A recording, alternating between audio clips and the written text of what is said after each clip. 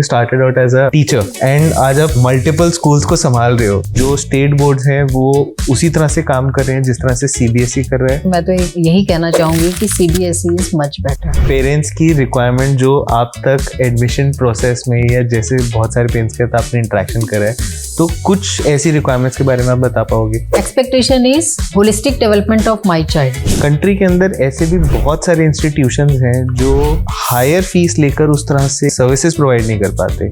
इस तरह के इंस्टीट्यूशंस में जाने से अपने आप को कैसे बचा सकते हैं? सिर्फ सुनी सुनाई बात पर किसी भी स्कूल में एडमिशन नहीं दिलवाना चाहिए। किस तरह से या कितना टाइम एक स्टूडेंट को आज सोशल मीडिया पर बिताना चाहिए? मैक्सिमम आधा घंटा या 1 घंटा पर लाएं जब बच्चा 5th-6th में। ऐसा बहुत सारी कंपनीज का कहना है कि they would not prefer hiring a Gen Z. मेरे अकॉर्डिंग जेन ज़ी आज बहुत स्मार्ट है, स्किल्ड भी है। सिर्फ एक चीज का है जहां तक मुझे लगता है, पेशेंस। कहीं ना कहीं आज स्कूल्स के लिए एक बहुत बड़ा चैलेंज है अच्छे टीचर्स को आइडेंटिफाई करना और रिक्रूट करना। तो उसका एक ही तरीका है कि जो टीचर्स आपके पास हैं उन टीचर्स की ट्रेनिंग कीजिए।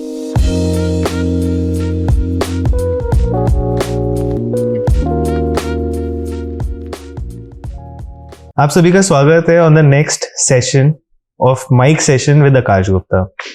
आज हमारे साथ जुड़ी है रोजी आहूजा जी। रोजी मैम के बारे में अगर मैं छोटी सी इंट्रोडक्शन देने की कोशिश करूं, रोजी मैम का अगेन एक्सपीरियंस एजुकेशन इंडस्ट्री के अंदर 30+ ईयर्स का है। मैम ने मल्टीपल रोल्स एक स्कूल के, एक एडमिनिस्ट्रेशन के, एज अ पेरेंट कम्युनिटी के साथ एंगेजमेंट, करिकुलम डेवलपमेंट, इन सभी तरह के रोल्स को मैम ने फर्स्ट हैंड एक्सपीरियंस किया है और इसी एक्सपीरियंस को आज मैम हमारे साथ शेयर करने वाली हैं। तो please welcome Mrs Rosy Ahuja. Thank you Akash ji. Thank you so much ma'am. Ma'am जब भी हम किसी एजुकेटर से मिलते हैं या जब भी हम किसी एकेडमिशियन से मिलते हैं तो यूजुअली सामने वाले पर्सन को थोड़ा सा फील अलग तरीके की फीलिंग आती है, क्योंकि हमें ये परसेप्शन होता है कि सामने एजुकेटर्स की बहुत ज़्यादा स्टडीज होती हैं, उस तरह से होता है, विच इज़ ट्रू ऑल्सो। लेकिन जब हम एक स्कूल के साथ वर्क कर रहे होते हैं या जब हम एक एज अ पेरेंट एक स्कूल को अप्रोच करते हैं तो उसी एजुकेटर को देखने का जो नज़रिया है वो बदल जाता है। तो क्योंकि आपने मतलब you started out as far as I know you started out as a teacher and आज आप मल्टीपल स्कूल्स को संभाल रहे हो, तो ये जो ट्रांजिशन है इसके अंदर इस नजरिए का आपका एक्सपीरियंस कि इस नजरिए को आपने कैसे बदलते हुए देखा है, starting as a teacher and then reaching this pedestal. तो इसके बारे में अगर हम कुछ थोड़ा सा आप हमें बता पाओ तो। आपने बिल्कुल ठीक कहा कि ये परसेप्शन बदलता रहता है। जब हम किसी एजुकेटर के बारे में, उसकी डिग्रीज के बारे में सोचते हैं तो हमें लगता है नहीं, बहुत बड़ी बड़ी डिग्रीज हैं और बहुत हैवी है, शायद बहुत अच्छा सा वो रहेगा, एक लेवल सा लगता है। लेकिन जब वही एजुकेटर आपके सामने, आपके अपोजिट सीट पर रहता है, वो एज ए टीचर भी हो सकता है, एज ए प्रिंसिपल भी हो सकता है, एज ए डायरेक्टर भी हो सकता है, एज ए एडमिन भी हो सकता है, तो किसी भी स्टेज पर जब कोई एजुकेटर उस तरह से काम करता है तो पेरेंट की स्पेशली मैं कहूँगी कि एक नज़र में थोड़ा सा फर्क आ जाता है। वो फर्क इसलिए आता है कि शायद एक्सपेक्टेशन उस पोस्ट से होती है, उस कैंडिडेट से उस तरह की नहीं है। मतलब रिलेटेड टू दैट पोस्ट वो एक्सपेक्टेशंस भी चेंज होती जाती हैं।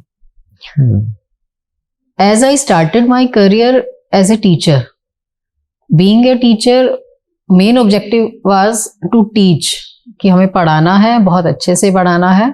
और हमारे समय में टीचिंग का मतलब तो एक ये भी था कि हमें कंसेप्ट और कंटेंट बहुत अच्छे से करवाना है बच्चों को, और लर्निंग होनी चाहिए। उस समय पर रोट लर्निंग का ज़्यादा ज़माना था, एक्टिविटीज़ कम थी, फैसिलिटीज़ बहुत ज़्यादा नहीं थी स्कूल्स के पास।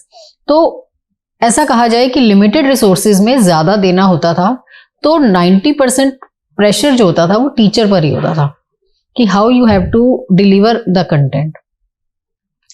एड्स की भी बात करें तो बहुत ज़्यादा एड्स पर भी ऐसा फोकस नहीं था। एड्स भी धीरे धीरे डेवलप होते गए, और जो एड्स भी थे वो टीचर को सेल्फ मेड होते थे, बाजार से आपको बहुत कुछ नहीं मिलता था रेडीमेड।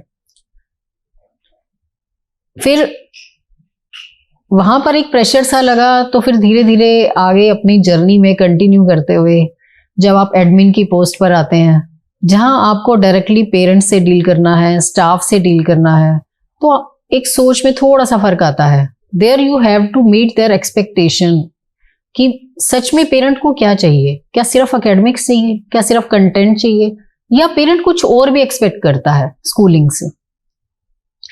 उस नीड को समझना और उसे पूरा करना, डिलीवर करना, आपका रोल एज ए एजुकेटर वहां बदल गया, आपकी सोच बदल गई।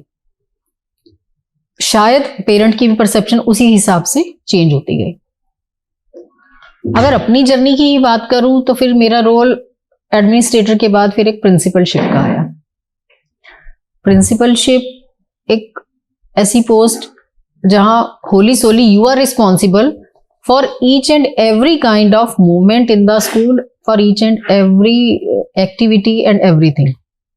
If anything is happening good in the school, then also if anything bad is going on in the school, or any bad thing is there, or something wrong is there, then also principal is responsible. So there you have to think कि अब मुझे कैसे perform करना है। आपकी leadership skills वहां develop होती हैं। वहां आपका फोकस स्टूडेंट पर भी है, टीचर पर भी है, पेरेंट पर भी है, और इंस्टीट्यूशन के लिए भी है। तो ओवरऑल डेवलपमेंट स्टूडेंट की कैसे हो सकती है, इन सब पैरामीटर्स को ध्यान में रखते हुए। तो शायद वही परसेप्शन का फर्क आता जाता है जैसे जैसे पोस्ट चेंज होती है। मैं तो मुझे लगता है आज भी वही हूं, लेकिन वो पोस्ट के अकॉर्डिंग पेरेंट की एक्सपेक्टेशन को पूरा करते करते वो परसेप्शन भी चेंज होता जाता है। हमने बहुत अच्छी चीज बोली कि पेरेंट की जो नीड है उसको अंडरस्टैंड करना बहुत जरूरी है, क्योंकि इंडियन करिकुलम शायद थोड़ा डिफरेंट है, बट जितनी मेरी ग्लोबल करिकुलम की अंडरस्टैंडिंग है तो वहाँ पे पेरेंट्स को फ्रीडम दिया जाता है कि वो किस टीचिंग लर्निंग मेथड से पढ़ाना चाहते हैं, किस तरह की पेडागोजी चूज करना चाहते हैं, डिजिटल ज्यादा जाना। इंडिया में इस तरह की रिस्ट्रिक्शंस हैं, या रिस्ट्रिक्शंस नहीं कहेंगे तो बोलेंगे कि पेरेंट्स की जो एक्सपेक्टेशन है वो मेजरली सीबीएसई और सीबीएसई के रजिस्टर्ड स्कूल से है, क्योंकि उसका करिकुलम जो है वो ऑल ओवर द वर्ल्ड थोड़ा सा ज्यादा अच्छी तरह से अडेप्टेड है, रिकग्नाइज है। जो बच्चे सिविल सर्विसेज के लिए प्रिपेयर करते हैं उनके लिए CBSE is a much better choice. तो इस तरह से इन रिस्ट्रिक्शंस और फ्लेक्सिबिलिटीज को जब हम एक सीबीएसई स्कूल या जब हम एक दिल्ली के स्कूल की बात करते हैं, तो इन फ्लेक्सिबिलिटीज को कितना मुश्किल हो जाता है इनकॉर्पोरेट करना, या कितना इजी होता है कंपेयर टू पेरेंट्स की रिक्वायरमेंट। ये तो आपने बिल्कुल ठीक कहा कि सीबीएसई का जो करिकुलम है वो एक डिफाइंड स्ट्रक्चर है, और सीबीएसई अपने स्ट्रक्चर में भी समय समय पर बदलाव करता है, समय की जरूरतों को ध्यान में रखते हुए। आज का समय चेंज हो रहा है, टेक्नोलॉजी का जमाना है, तो वो चेंजेस सीबीएसई ने अपने करिकुलम में लिया। आज एआई रोबोटिक्स का जमाना है, तो सीबीएसई ने भी अपने करिकुलम में उन चीजों को स्थान दिया है। और अगर हम किसी कॉम्पिटिटिव एग्जाम की बात करते हैं तो एक बेसिक फार्मूला होता है, आप किसी भी ऑनलाइन या ऑफलाइन एंट्रेंस एग्जाम के लिए आपकी जो बेसिक नॉलेज होती है, हमेशा जो फाउंडेशन होती है, जो हम कहते हैं कि क्लास 10th तक की स्टडी, उसे हम फाउंडेशन मानते हैं, क्योंकि आप कक्षा 10 तक सभी विषय बराबर उस पर पढ़ते हैं। तो जो एक क्लास 10 तक की आपकी स्टडी है उसे बेस मानते हुए आपके जितने भी कॉम्पिटिटिव एग्जाम्स होते हैं वो बेस लाइन हमेशा आपकी वही मानी जाती है। जैसे जैसे वो एक कॉम्पिटिटिव एग्जाम्स का लेवल बढ़ता है तो उसमें हमें थोड़ा थोड़ा उसमें ज्यादा हो जाता है। तो इसको ध्यान में रखते हुए सीबीएसई ने एक बहुत अच्छा सा फिक्स्ड करिकुलम, एक डिफाइंड स्ट्रक्चर्ड करिकुलम दिया हुआ है, जिसके कारण बच्चों को किसी भी कॉम्पिटिटिव एग्जाम में तैयारी करने में बहुत ही सरल रहता है। और शायद वो एज भी ऐसी होती है कि आप 15 साल का स्टूडेंट होता है तो 15 साल तक बच्चे ने वो सीख लिया और उसके बाद उसके क्या इंटरेस्ट हैं, उसका क्या एप्टीट्यूड है, उस पर वो अपना मनचाहा विषय पसंद करता है और उसकी तरफ आगे बढ़ जाता है। ऐसा नहीं है कि भारत में बहुत सारी फैसिलिटीज या बहुत सारे सब्जेक्ट्स नहीं हैं। आज की बात करूं तो आज तो बहुत सारे सब्जेक्ट्स हैं, और आने वाले समय में NEP 2020 के आने के बाद ये चांसेस बहुत ज़्यादा हो गए हैं कि स्टूडेंट अपनी पसंद का विषय पढ़ सकेंगे। शायद ऐसा क्लास 11 से तो नेक्स्ट ईयर ऑनवर्ड से स्टार्ट हो जाएगा, छोटी क्लासेस का तो मैं अभी नहीं कहूँगी। हाँ, शायद क्लास 11-12 के लिए तो ये फैसिलिटी बहुत जल्दी CBSE स्कूल्स में आने वाली है कि बच्चे अपने एप्टीट्यूड और एटीट्यूड के अकॉर्डिंग अपने सब्जेक्ट्स चूज कर पाएंगे, और उसी के बेसिस पर आगे आप कोई भी स्पेशलाइजेशन, ऐसा जरूरी नहीं है कि आप एक ही फील्ड में स्पेशलाइजेशन करें, आप 2 या 3 फील्ड्स में भी इक्वली स्पेशलाइजेशन कर पाएंगे। मैम, जैसा हम बात कर रहे हैं CBSE का जो करिकुलम है और वर्सेस जो डिफरेंट स्टेट बोर्ड्स हैं, तो आज भी इंडिया क्योंकि बहुत बड़ी कंट्री है, बहुत अलग अलग तरीके की पेरेंट्स की रिक्वायरमेंट है, बहुत अलग अलग तरीके से पेइंग कैपेसिटीज हैं, तो बहुत सारे पेरेंट्स जो होते हैं वो आज भी CBSE को प्रेफर करते हैं। लेकिन जब इम्प्लीमेंटेशन या जब बच्चे के एडमिशन की बात आती है तो कहीं ना कहीं स्टेट बोर्ड एक नॉच ऊपर हो जाता है या एक प्रेफरेंस के लिए बढ़ जाता है। क्या ऐसा कहना मार्केट के अंदर ये सही होगा, या अभी भी जो स्टेट बोर्ड्स हैं वो उसी तरह से काम कर रहे हैं जिस तरह से CBSE कर रहा है? अगर दोनों के बीच में एक छोटा सा कंपैरिजन ड्रॉ करने की कोशिश करें regarding which one is better. देखिए, बेटर तो मैं अगर आप मेरे से पूछेंगे पर्सनल लेवल पर तो मैं तो यही कहना चाहूंगी कि CBSE इज मच बेटर, क्योंकि एक स्टैंडर्डाइज्ड हो जाता है। स्टेट लेवल स्टेट बोर्ड्स जो है ना वो पर्टिकुलरली एक स्टेट के लिए काम करते हैं, तो उस स्टेट की क्या रिक्वायरमेंट है, उस स्टेट की लैंग्वेज, रिलीजन के अकॉर्डिंग वो अपना करिकुलम तैयार करते हैं। लेकिन CBSE अक्रॉस इंडिया करता है और अब तो ग्लोबली भी करता है, तो CBSE की ज्यादा रिकॉग्निशन रहती है। अगर आप कोई भी स्टूडेंट ये चाहता है कि वो फर्दर स्टडीज के लिए बाहर जाना चाहते हैं तो हमेशा प्रेफरेंस CBSE के स्टूडेंट को मिलेगी। मैम, इसी में जैसे हम पेरेंट्स की रिक्वायरमेंट की बात कर रहे हैं, तो क्या आप हमें कुछ पेरेंट्स की रिक्वायरमेंट जो आप तक एडमिशन प्रोसेस में या जैसे बहुत सारे पेरेंट्स के साथ आपने इंटरेक्शन करा है, तो कुछ ऐसी रिक्वायरमेंट्स के बारे में आप बता पाओगे कि पेरेंट्स की यूजुअली जब हम एडमिशन करवाने आते हैं तो किस तरह की रिक्वायरमेंट होती है, वो रिक्वायरमेंट कितनी उसमें जो एक्सपेक्टेशन होती है, जो रिक्वायरमेंट होती है वो कितनी सही होती है, या एज एन एजुकेटर जब पेरेंट उन एक्सपेक्टेशंस को बात कर रहे होते तो ऐसी कौन सी चीजें होती है जो आपको लगता है कि ये शायद एक्सपेक्टेशन गलत है या स्कूल से इतनी एक्सपेक्टेशन रखना गलत है? इस बारे में आप कुछ हमें बता पाओगे? आज के पेरेंट की एक्सपेक्टेशन हमारे समय के पेरेंट के एक्सपेक्टेशन से बिल्कुल डिफरेंट है। आज पेरेंट ये नहीं चाहता कि उनके बच्चे को एकेडमिक्स में ABCD 1 2 3 या उस पर पूरा फोकस किया जाए। Expectation is holistic development of my child. अब होलिस्टिक डेवलपमेंट का पैरामीटर क्या है? इसमें आप फिजिकल है, लिंग्विस्टिक है, सोशियो इमोशनल है और कल्चरल एंड एस्थेटिक है। ये सभी डेवलपमेंट्स जो हैं ये सारी मिलाकर आपकी होलिस्टिक डेवलपमेंट कहलाते हैं।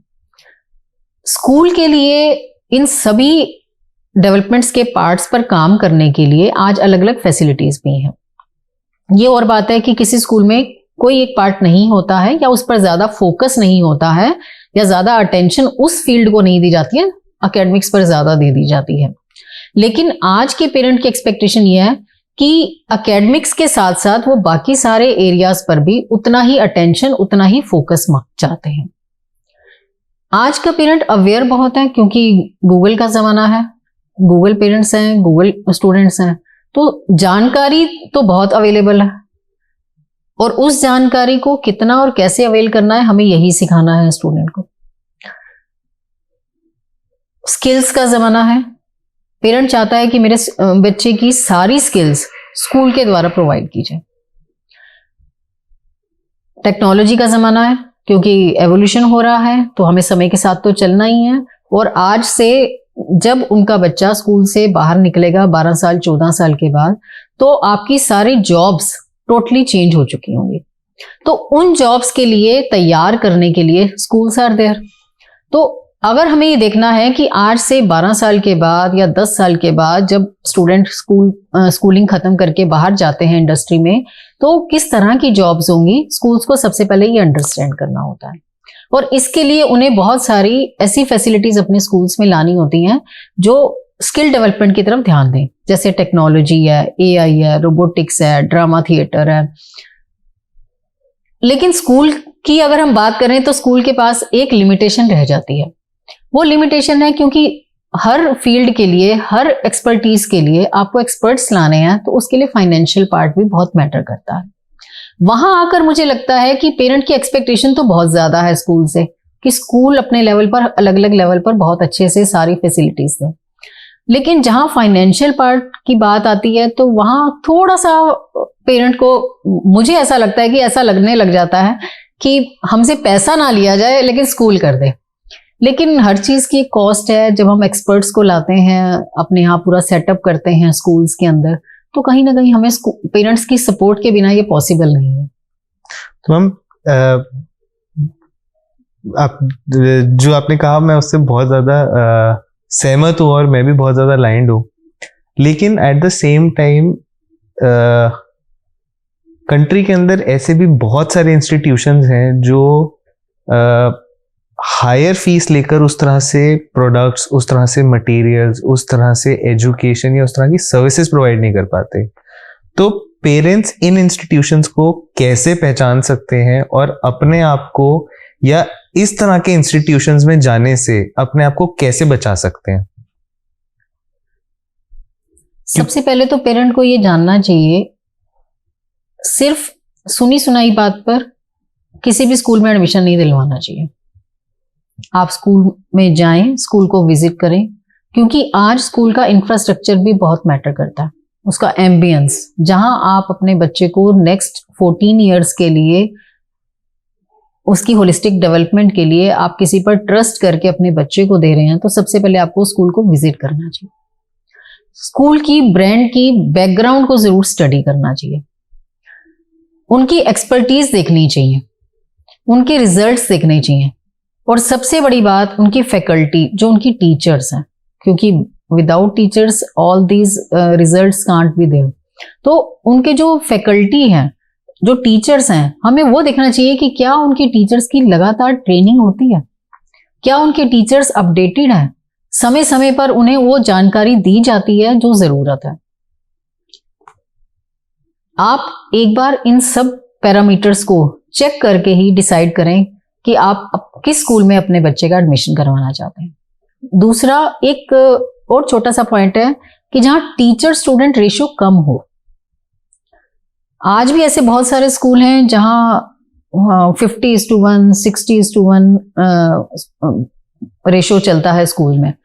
वहां मुझे लगता है कि शायद 1-to-1 इंटरेक्शन नहीं हो पाता, पर्टिकुलर अटेंशन नहीं मिल पाता स्टूडेंट्स को, तो वहां उससे बचना चाहिए।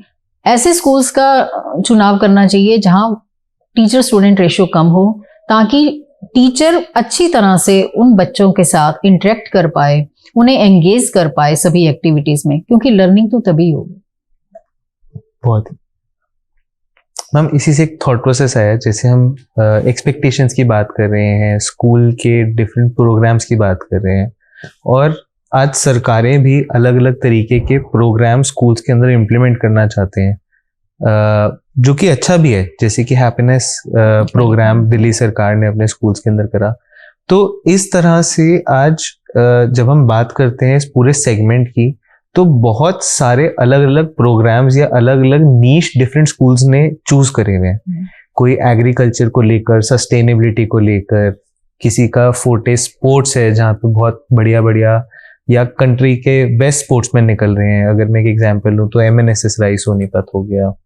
इसी तरह से बहुत सारे ऐसे इंस्टीट्यूशंस हैं जो एक एकेडमिक डेवलपमेंट के ऊपर फोकस करते हैं। तो इस तरह से जो स्कूल्स हैं और जो हमारी कॉन्वर्जेशन के अंदर निकल कर आया है कि पेरेंट्स, आज के पेरेंट की जो मेजर एक्सपेक्टेशन है वो होलिस्टिक डेवलपमेंट है। तो ये दोनों बहुत कॉन्ट्रास्टिंग सी बातें हो जाती हैं। तो आपको क्या लगता है आने वाले टाइम में इस तरह के स्कूल्स की रिक्वायरमेंट कम होने वाली है, या पेरेंट्स की जो एक्सपेक्टेशंस है वो कहीं ना कहीं एक रिवर्स लेने वाली है, और पेरेंट्स फिर एक नीश पकड़कर या बच्चे के इंटरेस्ट को देखते हुए अपना स्कूल का चुनाव करेंगे, या करना चाहिए? नहीं, ऐसा नहीं है। हर स्कूल की एक अपनी विशेषता है, वो उनके स्थान के हिसाब से कि उनके पास कितना स्पेस है, क्या क्या फैसिलिटीज वो दे रहे हैं, आसपास का उनका एरिया जहाँ स्कूल है, पेरेंट्स की पेइंग कैपेसिटी, टीचर्स की ट्रेनिंग, उनकी एजुकेशन क्वालिफिकेशन, ये सभी बातें उस पर डिपेंड करती हैं। जो स्कूल्स की स्पेशलाइजेशन की बात है, ये तो अच्छी बात, ये तो पक्की बात है कि जितना इनपुट होता है वहीं आउटपुट होता है। अगर किसी स्कूल ने स्पोर्ट्स में ज़्यादा इन्वेस्ट किया है, या स्पोर्ट्स की फैकल्टी ज़्यादा अच्छी है, या अपने टाइम टेबल में आपने उस पर ज़्यादा डिवीजन किया है पीरियड्स का, तो नेचुरली बात है कि अगर आप उनके कोचेस अच्छे हैं, टाइम टेबल उनका प्रॉपर सेट है, करिकुलम बिल्कुल डिफाइंड है, तो नेचुरली वहाँ बच्चे भी निकलेंगे।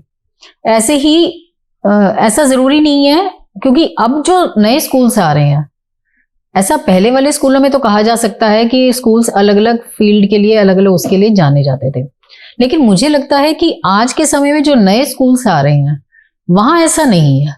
Specially if I talk about Delhi, क्योंकि कैपिटल सिटी होने के कारण यहाँ सब कुछ इजीली अवेलेबल है, और पेरेंट्स भी बहुत अवेयर हैं, और एक्सपेक्टेशन भी एक हाई लेवल की है।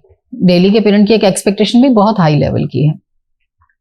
तो हर स्कूल स्वयं को उस कंपटीशन में अपार्ट रखते हुए कोशिश करता है कि मेरे पास सारी फैसिलिटीज हो, और मेरे पास सारी फैकल्टी बहुत ट्रेंड हो, सारी फैसिलिटीज मैं बच्चों को दे पाऊं, बहुत अच्छे से उस पर फोकस कर पाऊं। मुझे नहीं लगता कि आज ऐसे स्कूल्स को उनको ढूंढना चाहिए। अगर किसी भी स्कूल की फाउंडेशन स्ट्रांग है, फैकल्टी ट्रेंड है, फैसिलिटीज हैं, स्पेस है, तो मुझे नहीं लगता कि किसी भी पेरेंट को ये सोचना पड़ेगा कि मैं इस स्कूल में जाऊं या नहीं जाऊं। That depends. बच्चा एडमिशन लेता है नर्सरी में, तो नर्सरी से जब तक आप प्राइमरी तक आते हैं तो बच्चे की फाउंडेशन बहुत स्ट्रांग हो चुकी होती है, और वो एरिया है।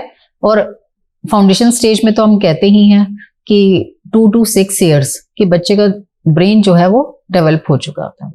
तो उसमें हम जितना उस पर फोकस करेंगे, जो जो हम एक्टिविटीज करवाना चाहते हैं, जो जो स्किल्स हम लाना चाहते हैं, अगर हम स्टार्टिंग से ही क्लास नर्सरी से ही उस पर फोकस करेंगे तो definitely the student will shine. इसमें कोई दो राय नहीं है। Depending on the multiple intelligence, कि हर बच्चे का अपना इंटरेस्ट है कि वो कैसे सीखना चाहता है, वो भी बहुत मैटर करता है। कुछ बच्चे देखकर सीखते हैं, कुछ बच्चे सुनकर सीखते हैं, कुछ बच्चे काइनेस्थेटिक होते हैं जो एक्टिविटी से एंगेज होकर तभी सीखते हैं। तो अगर सही समय पर उन्हें सही कोचिंग मिल जाए, सही स्कूल मिल जाए, सही जानकारी मिल जाए पेरेंट को कि मेरे बच्चे के ये एप्टीट्यूड है, मेरा बच्चा ये कर सकता है और इसके लिए मैं ये प्रोवाइड करना चाहता हूँ और इस स्कूल के पास ये अवेलेबल है, तो मुझे लगता है कि शायद पेरेंट के लिए बहुत आसान है। हम आपके आंसर से बहुत सारे क्वेश्चंस मेरे माइंड में कर रहे हैं, बिकॉज ये बहुत इंटरेस्टिंग टॉपिक आ गया है। जब हम इस तरह की बात करते हैं तो दोनों एंड पे एक क्वेश्चन खड़ा होता है। जब मैं टीचर्स की बात करता हूँ तो कहीं ना कहीं आज स्कूल्स के लिए एक बहुत बड़ा चैलेंज है अच्छे टीचर्स को आइडेंटिफाई करना और रिक्रूट करना। एंड इस प्रॉब्लम को या इस इशू को एक नेशनल लेवल पे आज डिस्कस करना एक बहुत ज़रूरी हो चुका है। और सीबीएसई और बहुत अलग अलग तरीके के इंस्टीट्यूट्स इस तरह की बहुत सारी मेहनत कर रहे हैं। आपके अकॉर्डिंग ये जो गैप है, जो अच्छे टीचर्स और एक होता है टीचर अच्छा है, ग्रेजुएटेड है, उन्होंने उस रेलेवेंट प्रोफेशनल बैकग्राउंड से आए हैं, लेकिन उनकी डिलीवरी या उनकी जो एक्सपेक्टेशन जो एक स्कूल को होती है, एडमिनिस्ट्रेशन को होती है, वो मीट आउट नहीं हो पाती है। And at the same time there is a very small pool of very good candidates but क्योंकि उनकी जो फाइनेंशियल एक्सपेक्टेशंस होती है, क्योंकि उनकी वो एक्सपर्टीज है, तो इस गैप को किस तरह से एक स्कूल मैनेज कर रहा है आज की डेट में, और एक अगर यूटोपियन वर्जन की बात करें तो क्या होना चाहिए? ये बिल्कुल सच बात है कि कई बार हम चाहते हुए भी बहुत अच्छे टीचर्स नहीं अवेल कर पाते हैं। कई बार ऐसा होता है कि स्कूल ऐसी जगह पर है कि बहुत अच्छे टीचर्स मिलना मुश्किल हो जाता है। तो उसका एक ही तरीका है कि जो टीचर्स आपके पास हैं उन टीचर्स की ट्रेनिंग कीजिए। और अब तो इस तरफ सीबीएसई भी बहुत अच्छे से काम कर रहा है।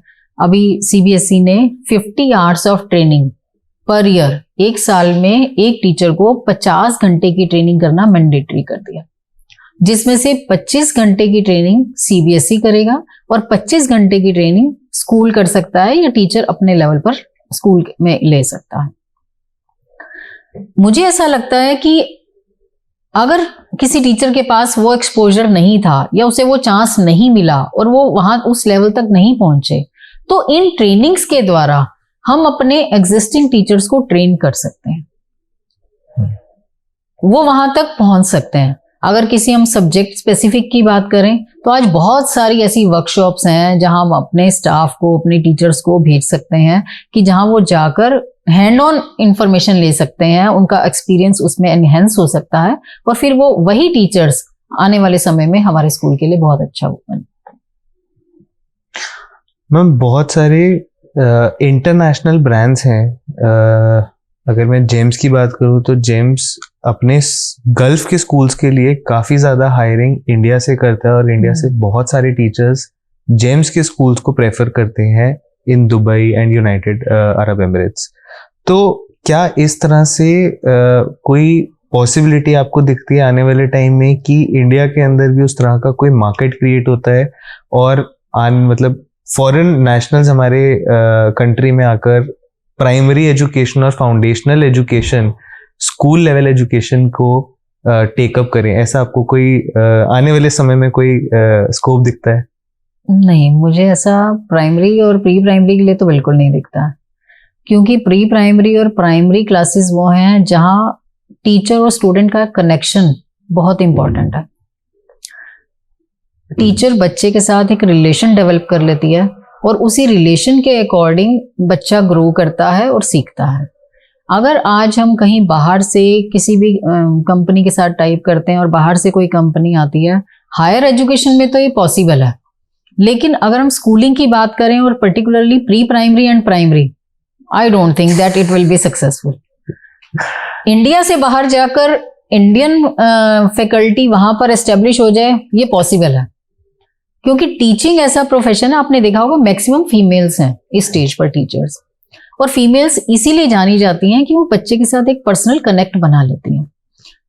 तो इंडियन टीचर्स बाहर जाकर सक्सेसफुल हो जाएं, ये तो वो बहुत अच्छे से हो सकता है, लेकिन उस लेवल पर बाहर के टीचर्स इंडिया आकर पढ़ाएं, मुझे नहीं लगता, शायद अभी इस स्टेज पर तो नहीं लगता।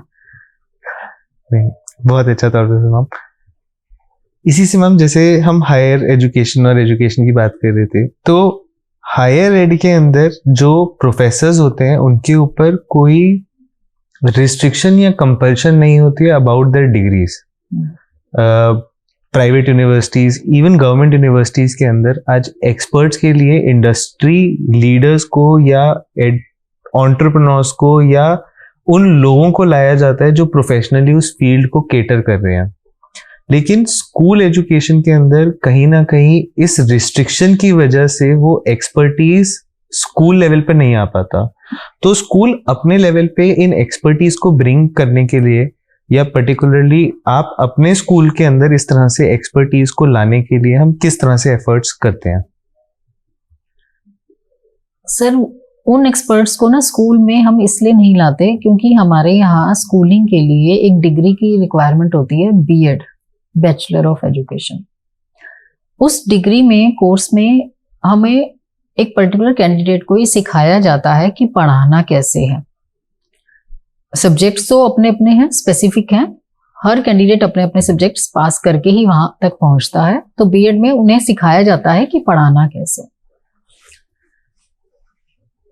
लेकिन अगर हम बात करें कि हमें कुछ स्पेसिफिक ऐसे एक्सपर्ट्स चाहिए जो हमारे पास स्कूल्स में नहीं है, तो उसके लिए भी सीबीएसई ने हमें एक प्रोविजन दिया हुआ है जहां हम गेस्ट टीचर्स ला सकते हैं।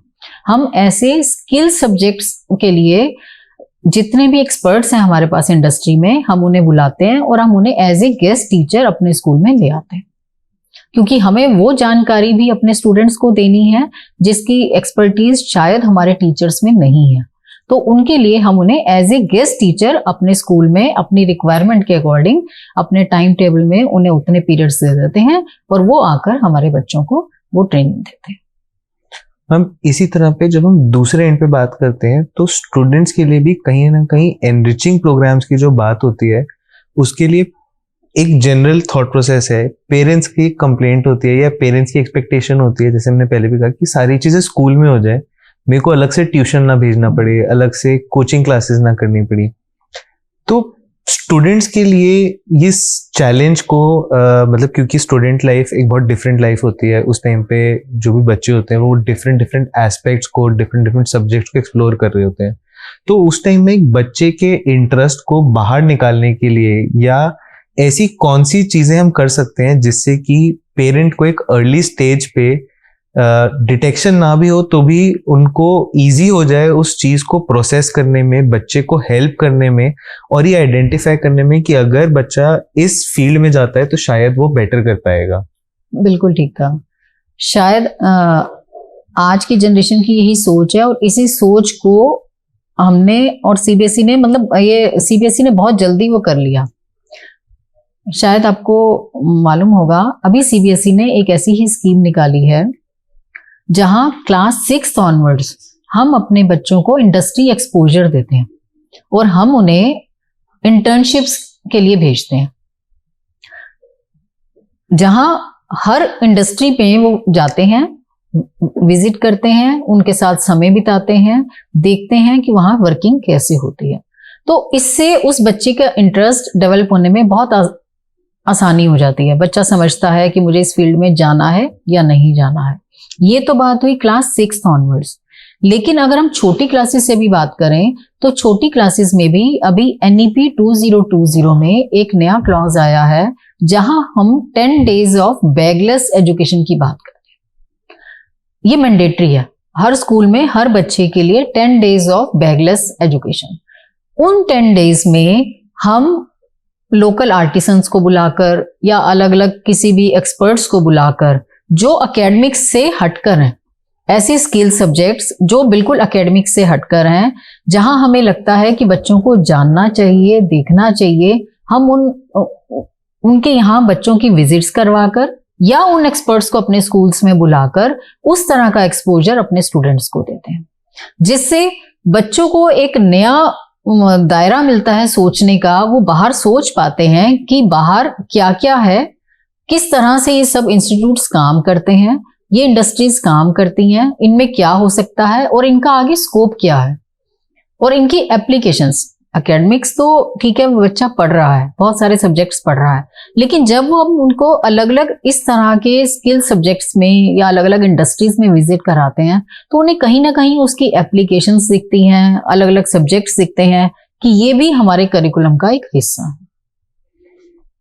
मैम, आपने करिकुलम डेवलप किया हुआ है, तो जैसे कि करिकुलम डेवलपमेंट की जब हम बात करते हैं तो मेजर एक फ्रेमवर्क जो है वो सीबीएसई प्रोवाइड करता है।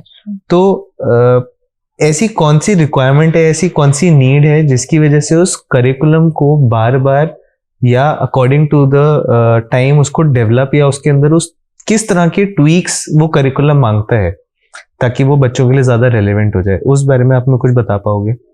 ये बिल्कुल वही बात है, जैसे पेरेंट की एक्सपेक्टेशन समय के साथ चेंज हो रही है और उसी तरह से करिकुलम भी वैसा ही डिजाइन करना पड़ता है जिस तरह की रिक्वायरमेंट है समय के साथ साथ। आज टेक्नोलॉजी का जमाना है तो नेचुरली हम टेक्नोलॉजी की बात करते हैं कि हमारे बच्चे को AI आना चाहिए, कंप्यूटर्स आना चाहिए, रोबोटिक्स आना चाहिए, तो हमारे करिकुलम में भी वो सब बातें आनी चाहिए। और ऐसे ही जब पहले बात करते थे तो पहले तरह की जो जॉब्स थी वो मोस्टली क्लरिकल जॉब्स या उस तरह की थी, तो बच्चे की सिर्फ वहीं तक सोचता था।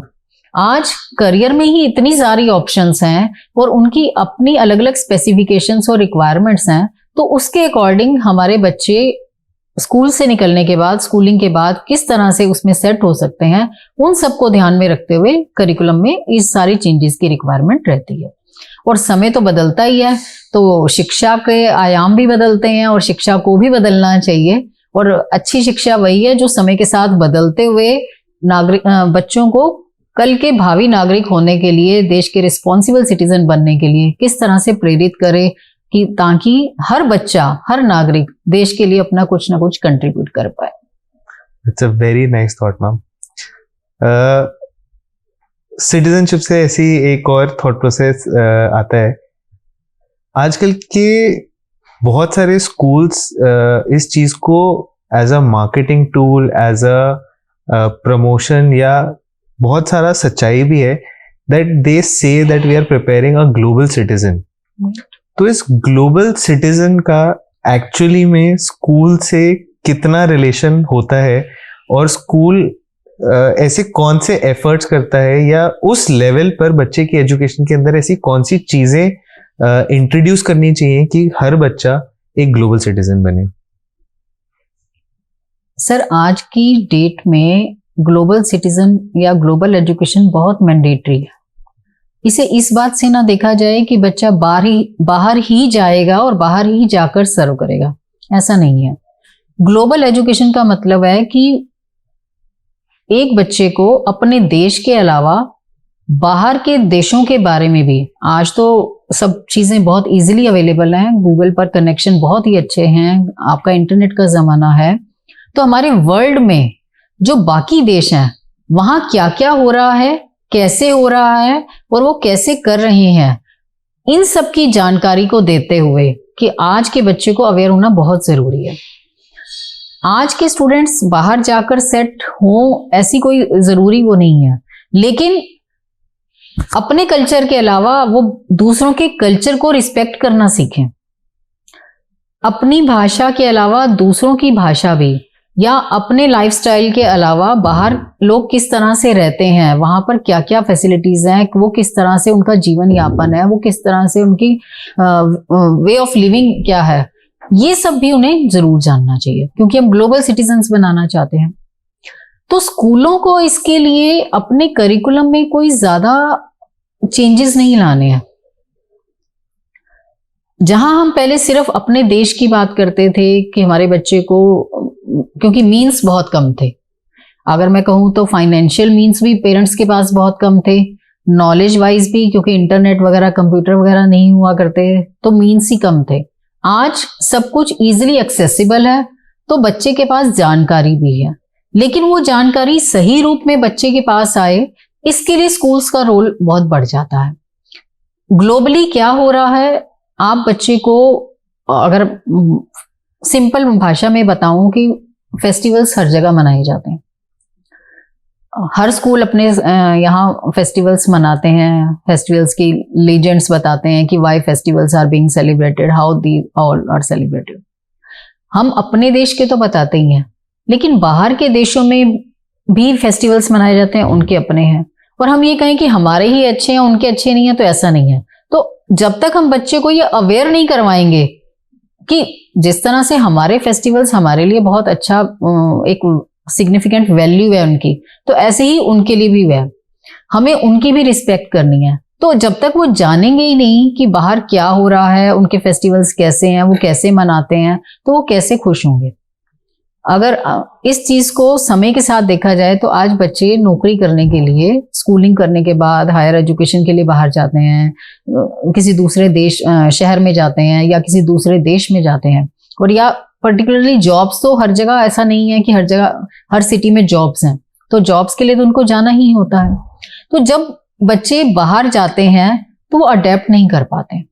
अगर हम अपनी स्कूलिंग में ही बच्चों को उस तरह का एक्सपोजर देंगे तो मुझे ऐसा लगता है कि बच्चे बहुत इजीली अडेप्ट कर पाते हैं उन चीजों को, वो उन्हें अलग नहीं समझते, मतलब कहीं भी वो डिस्क्रिमिनेशन नहीं होता, उन्हें ऐसा नहीं लगता कि उन्हें डिस्क्रिमिनेट किया जा रहा है, पहले लोग इसलिए डिस्क्रिमिनेट होते थे क्योंकि वो जानते ही नहीं थे कि दूसरे लोगों के रहने का स्टाइल क्या है, उनकी भाषा क्या है, वो क्यों ऐसा करते हैं। अगर हम अपने बच्चे को आज वो सारी जानकारी पहले ही दे देते हैं तो हमारे बच्चे भी आज बाहर जाकर अपने आप को अलग महसूस नहीं करेंगे। वो उस ग्रुप के साथ बहुत जल्दी से मिक्सअप हो जाते हैं, उन्हीं के साथ आगे ग्रो करते हैं। हम जैसे कि हम बात कर रहे थे कि आज की जनरेशन और आज के बच्चे, तो आज के बच्चों का जो इंटरेक्शन है सोशल मीडिया के साथ या डिजिटल टूल्स, टेक्नोलॉजी या प्लेटफॉर्म्स के साथ, वो बहुत ही डिफरेंट है जो कि आज से 10 साल पहले सिनेरियो था। और टेक्नोलॉजी भी, मतलब पहले टेक्नोलॉजिकल एडवांसेस आते थे 10 साल में, 20 साल में। आज every day, every other month, every year there is a technological outburst, there is a disruption. तो स्टूडेंट्स को या पेरेंट्स को गाइडलाइंस अगर या आप उनको कोई सजेशंस देना चाहोगे अबाउट द यूजेज और about their time on social media, तो किस तरह से या कितना टाइम एक स्टूडेंट को आज सोशल मीडिया पे बिताना चाहिए? ये तो आज के पेरेंट की सबसे बड़ी समस्या है, और समस्या जनरेट भी घर से ही हुई है। शुरुआत भी वहीं से हुई थी, क्योंकि जब बच्चा बहुत छोटा था तो खाना नहीं खाता था तो मम्मी पापा कहते थे मोबाइल दे देते थे और खाना खिलाते थे, तो बच्चा मोबाइल में बिजी हो जाता था और खाना खा लेता था। तो पेरेंट्स को लगता था बहुत इजी है कि आराम से हमने खाना खिला दिया और बच्चा सेटल हो गया। कुछ भी रिक्वायरमेंट है, बच्चे आपको अपना टाइम चाहिए तो आपने बच्चे को मोबाइल दे दिया और वो कर दिया। लेकिन हर चीज के आफ्टर इफेक्ट्स तो होते ही हैं। शुरुआत अपने कन्वीनियंस के लिए हमने की थी, लेकिन धीरे धीरे बच्चे को उसकी लत लग जाती है, उसे उसमें मजा आने लग जाता है। तो जब उसे मजा आता है, और आज सोशल मीडिया पर कंटेंट बहुत ज्यादा अवेलेबल है, हर तरह का कंटेंट अवेलेबल है जो बच्चे को बहुत ही रुचिकर लगता है, बच्चा बहुत ही अच्छे से उसमें समय व्यतीत करना चाहता है। इसके तो बहुत सारे हार्मफुल इफेक्ट्स तो हैं ही, आंखों के साथ साथ बच्चे के माइंड पर, मेमोरी पर भी बहुत सारे इसके इफेक्ट्स हैं। और अब तो ये क्लिनिकली प्रूवन भी है कि हमें बच्चे को मोबाइल नहीं देना चाहिए, सोशल मीडिया से दूर रखना चाहिए जहां तक पॉसिबल हो। स्पेशली प्री प्राइमरी और प्राइमरी स्टेज पर मैं फिर से ही कहूंगी, क्योंकि वो फाउंडेशनल ईयर्स होते हैं, तो उसमें जितना हम बच्चों के साथ एंगेज हो पाए, उन्हें समय दे पाए, क्वालिटी टाइम दे पाए, उतना बच्चे की ग्रोथ के लिए हेल्पफुल है। मोबाइल देने से और सोशल मीडिया पर बच्चे का एक्सपोजर होने से आज आपको मालूम होगा कि आज बच्चों में ना बहुत सारी स्पीकिंग की भी बहुत सारी ऐसी बीमारियां आ गई हैं कि जो बच्चे बोलते नहीं हैं, क्योंकि उन्हें बोलने के लिए उस तरह का एटमॉस्फेयर ही नहीं मिलता है। न्यूक्लियर फैमिलीज हैं, दादा दादी नाना नानी है नहीं, और पेरेंट्स वर्किंग हैं, पेरेंट्स के पास समय की कमी है। फैसिलिटीज बहुत हैं, हर तरह के गैजेट्स अवेलेबल हैं, फाइनेंशियल स्टेटस बहुत अच्छा है, लेकिन समय नहीं है। अब उस समय को करने के लिए बच्चे को हम सोशल मीडिया की तरफ बिठा देते हैं। तो सोशल मीडिया को से हमें बच्चे को बचाना चाहिए, ये तो हम सभी कहते हैं, लेकिन कैसे बचाएं? तो उसको बचाने के लिए ना हम टेक्नोलॉजी का एजुकेशन में बहुत अच्छा यूज भी हो सकता है।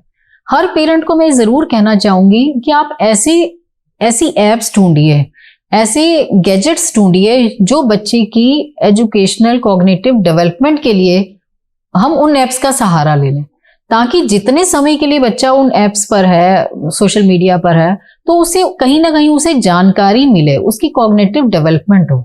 ऐसा ना हो कि बच्चा उस पर गेम्स खेल रहा है, फालतू का कुछ भी कंटेंट जो अवेलेबल है आज, जो चीप मटेरियल अवेलेबल है वो देख रहा है। हमें उससे उसे बचाना चाहिए, और इसके लिए जिस तरह से हम अपने बच्चे के लिए एक टाइम टेबल सेट करते हैं, स्कूल्स में तो टाइम टेबल होता ही है, स्कूल्स में तो मोबाइल्स आर नॉट अलाउड, लेकिन फिर भी स्कूल में भी अगर मैं कहूंगी तो कहीं ना कहीं, अब क्योंकि टेक्नोलॉजी का जमाना है तो टैब्स और कंप्यूटर्स तो हैं ही, वो टाइम टेबल के अकॉर्डिंग बच्चा उसमें भी जाता है।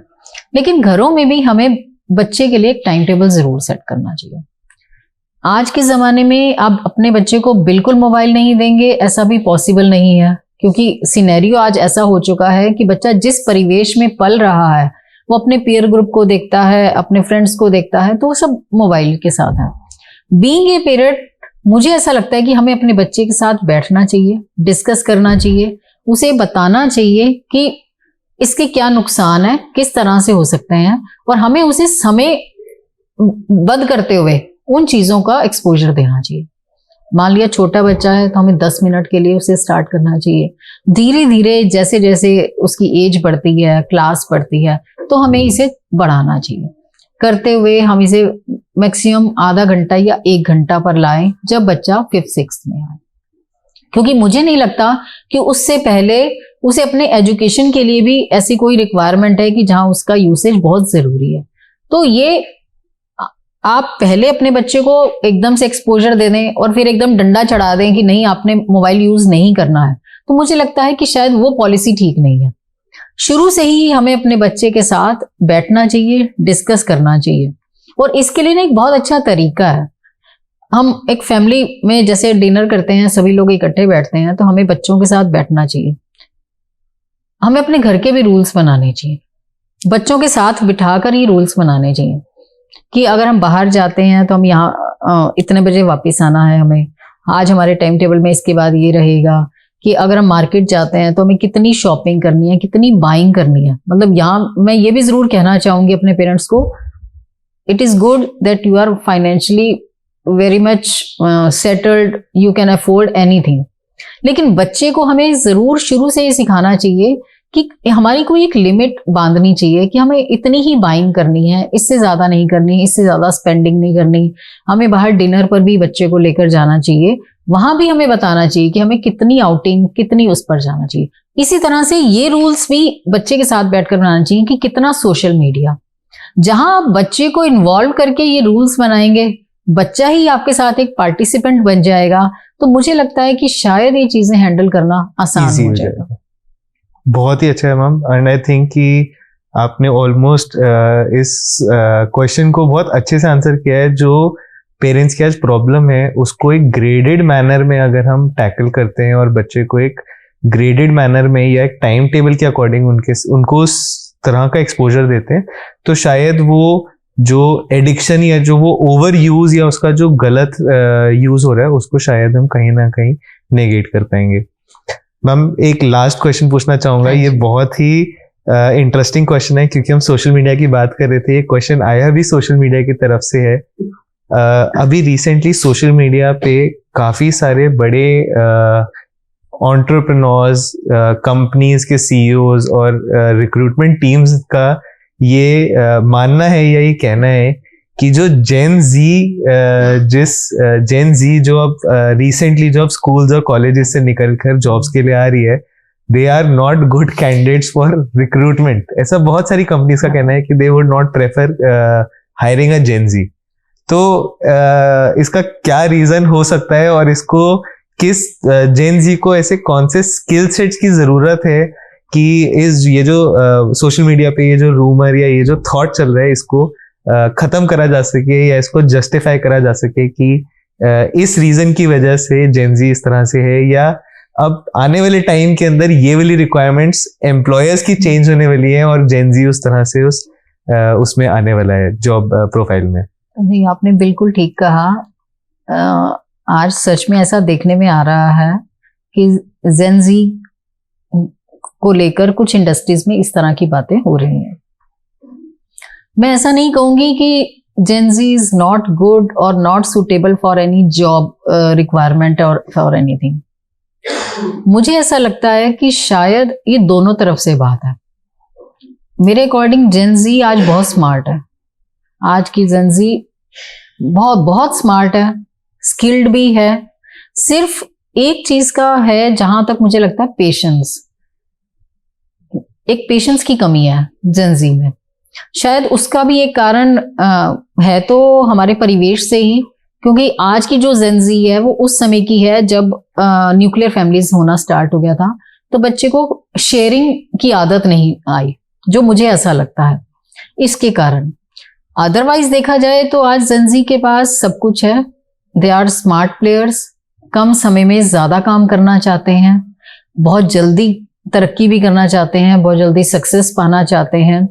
तो उस सक्सेस के लिए जो थोड़ा सा हार्ड वर्क जो हमारे सिस्टम्स का एक हिस्सा है, क्योंकि इट इज ऑलवेज सेड कि there is no shortcut to success. तो एक जो वो प्रोसेस है ना, शायद वो कहीं उन्हें वो लगने लग जाता है, या जो पुराने ओल्ड स्कूल ऑफ थॉट्स हैं या जो पुराने सिस्टम्स हैं उनको उसमें कमी दिखनी शुरू हो जाती है, और वो उस तरह से उस पर कमेंट करते हैं या उसके बारे में बताते हैं कि ऐसा नहीं, ऐसा होना चाहिए। तो शायद उस चीज को हमारा जैसे लोग उस तरह से ले लेते हैं कि ये कंप्लेंट है या ये एडजस्ट नहीं करते हैं, एडजस्टेबल नहीं है। तो मुझे लगता है ऐसा नहीं है। हमें उन्हें डील करने के लिए ना थोड़ा सा अपने नजरिए में फर्क लाना पड़ेगा। आज आप किसी बच्चे को के साथ बैठकर, जेन जी के साथ बैठकर आप उसे एक प्रॉब्लम दे दीजिए, तो सॉल्यूशन भी वहीं से आने दीजिए। हम उन्हें कहते हैं कि आप ये सिस्टम है, हम इस तरह से काम कर रहे हैं और इस तरह से कीजिए। तो आज उस जनरेशन को लगने लग जाता है कि ये तो बहुत गलत तरीके से काम कर रहे हैं, ऐसे तो काम होना ही नहीं चाहिए, काम तो आज के टाइम के हिसाब से होना चाहिए। तो वो कहीं ना कहीं एक ब्लेम गेम से शुरू हो जाती है। तो मुझे ऐसा लगता है कि ऐसा नहीं है, बोथ आर राइट। हर एक का अपना एक पर्सपेक्टिव है, सिर्फ हमें इकट्ठे बैठकर उस पर्सपेक्टिव को डिस्कस करना है कि कमी कहाँ है। अगर हम उसके साथ बैठकर उनके आइडियाज को लेकर अपने सिस्टम के अंदर इनकॉर्पोरेट कर लें तो शायद हमारी सक्सेस बहुत जल्दी हो जाएगी और हमें इनसे अच्छे कैंडिडेट्स नहीं मिलेंगे जो आज जेन जी के हैं। अगर आप मेरे से पर्सनली पूछें तो मैं जरूर चाहूंगी कि आज हमारे पास हमारी टीम में ऐसे कैंडिडेट्स होने चाहिए जो हमें सॉल्यूशंस ऐसे बता देते हैं कि इसको ऐसे नहीं ऐसे कर देते हैं। तो मुझे भी बहुत अच्छा लगता है। I am old school of thought, मेरे पास इतनी वो जानकारी नहीं है कंप्यूटर की भी, टेक्नोलॉजी की भी। तो मुझे लगता है कि बच्चे कितने अच्छे हैं, कितने स्मार्ट हैं, कितनी जल्दी काम कर लेते हैं। मेरा तो बहुत समय लगता था इन कामों को करने के लिए। तो हमें कहीं ना कहीं उनको अपने साथ बिठाना है, प्रॉब्लम को डिस्कस करना है, उन्हें सुनना जरूर है। और जेन जी को भी कहना चाहूंगी कि थोड़ी सी ना पेशेंस भी रखें। मतलब आज आप जहां तक देख रहे हैं कि जिस ऑफिस में आपने देखा है, तो शायद आज जो स्टेज आपको मिली है उस स्टेज तक पहुंचने के लिए आपके सीनियर्स ने बहुत हार्ड वर्क किया है, वहां तक पहुंचाया है। उन्होंने लिमिटेड रिसोर्सेज में किया है, उनके पास वो सब फैसिलिटीज नहीं थी। तो आज जो आपको स्टेज मिली है उनके लिए तो पूरे हार्डवर्क, इतने सालों की मेहनत थी। तो उनके साथ भी थोड़ा सा समय बिताएं, कुछ उनके एक्सपीरियंस से सीखें कि उन्होंने ऐसा क्या किया और ऐसी क्या चीजें थी जहां जब वो अपना एक्सपीरियंस आपको बताएंगे तो आप सीखोगे कि यस ये मिस्टेक हो सकती थी लेकिन उन्होंने उसे वहां बचा लिया। हो सकता है कि उसके कारण ग्रोथ थोड़ी सी स्लो हुई हो, लेकिन कहीं ना कहीं एक स्टेबल ग्रोथ थी। मुझे ऐसा लगता है कि दोनों आपस में मिलकर बैठकर बात करेंगे तो हर चीज का सॉल्यूशन संभव है। कहीं ना कहीं मैं बहुत ज्यादा एग्री करता हूँ। और आज के ज़माने में जैसा आपने कहा कि जो जेन ज़ी है वो इंस्टेंट ग्रेटिफिकेशन या इंस्टेंट रेजोल्यूशन की तरफ बढ़ती है, क्योंकि आज तो ग्रोसरीज भी 10 मिनट में आ जाती हैं। और कहीं ना कहीं वो थॉट प्रोसेस भी ठीक है कि जो ओल्ड स्कूल ऑफ थॉट आ रहा है पीछे से, उन्होंने उस तरह से एक्सपीरियंस देखा है, उन्होंने रियलिटीज़ देखी हैं। क्योंकि बहुत सारी चीज़ें जब हमें बुक्स में या क्लासेस में पढ़ाई जाती हैं वो बहुत डिफरेंट होती हैं, और जब हम ग्राउंड लेवल पे पहुंचते हैं तो वो चीज़ें बहुत चेंज होती हैं।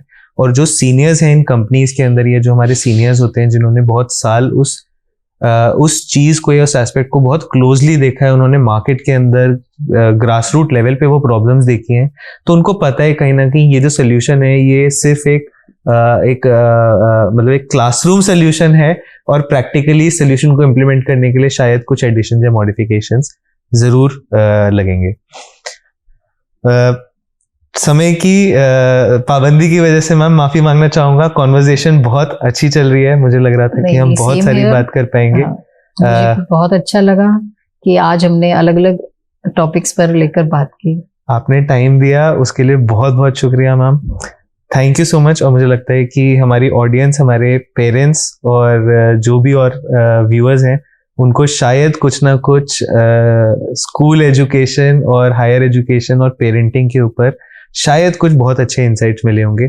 और मैं उम्मीद करता हूँ कि आप सब हमें कुछ फीडबैक दे पाओगे अबाउट द सेशंस।